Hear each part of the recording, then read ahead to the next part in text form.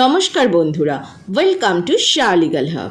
আজ এই ভিডিওটিতে আলোচনা করব what is the new model tenant rule in India, অর্থাৎ নতুন যে বাড়ি ভাড়া নিয়ে আইনটি সংযোজন করা হয়েছে সেটি কি এবং তার কি বিষয়বস্তু।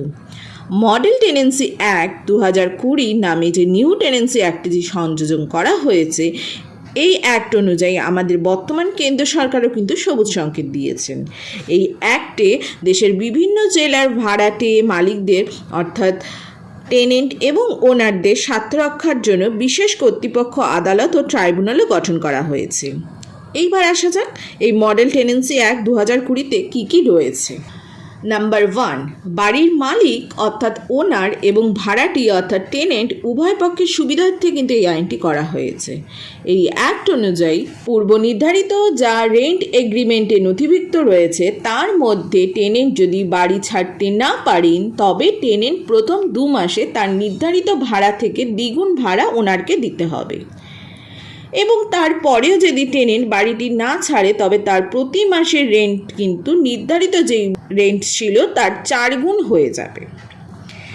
এরপর আসছি নেক্সট রুল অনুযায়ী সিকিউরিটি ডিপোজিট হিসাবে বাড়ি ভাড়ার সময় যে অ্যাডভান্স নেওয়া হয়ে থাকে সেটি 2 মাসের ভাড়া অগ্রিম দিতে হবে। একটি ব্যক্তিগত কারণে যদি কেউ সেই বাড়িটি ভাড়া নিয়ে থাকে তবে সেই ক্ষেত্রে কিন্তু 2 মাসের ভাড়া সিকিউরিটি ডিপোজিট হিসেবে ওনারের কাছে জমা দিয়ে হবে। এরপর আসছি নেক্সট রুলসে, বিজনেস পারপাসে যদি কেউ এই রেন্টটি নিয়ে থাকে তবে কিন্তু সেখানে 6 মান্থের ভাড়া অগ্রিম হিসেবে দিতে হবে। এখানে 6 মান্থের ভাড়া সিকিউরিটি ডিপোজিট করা হচ্ছে কারণ এটি বিজনেস পারপাসে ইউজ হবে। নেক্সট, টেনেন্ট বাড়িটি রেন্ট নিয়ে নেওয়ার পর যদি কোনো অংশ অন্য কাউকে ভাড়া বা রেন্ট দিতে চায় সেটা কিন্তু কখনোই দিতে পারবে না।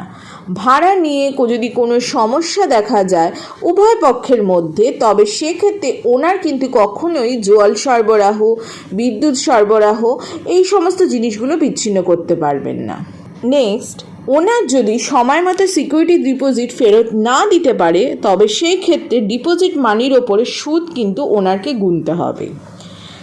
নেক্সট আসছি, ওনারের যদি রেন্টের কোনোভাবে বৃদ্ধি করতে চায় সেই ক্ষেত্রে ওনারকে তার টেনেন্টকে 3 মাস আগে অগ্রিম একটি রেন্ট বৃদ্ধির নোটিশ দিতে হবে।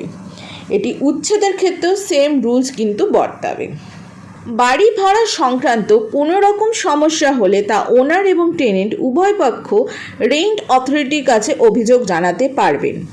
সেখানেও যদি সেই সমস্যার সমাধান বা নিষ্পত্তি না হয়ে থাকে সেক্ষেত্রে রেন্ট অথরিটির আদেশকে রেন্ট ট্রাইব্যুনাল আপনারা চ্যালেঞ্জ জানাতে পারবেন। আজকের এই ভিডিওটি এখানেই শেষ করছি। আবার দেখা হচ্ছে নতুন একটি টপিক নিয়ে এবং নতুন একটি ভিডিও নিয়ে। আর অবশ্যই শাহ লিগাল হাবকে লাইক, শেয়ার অ্যান্ড সাবস্ক্রাইব করুন। ধন্যবাদ।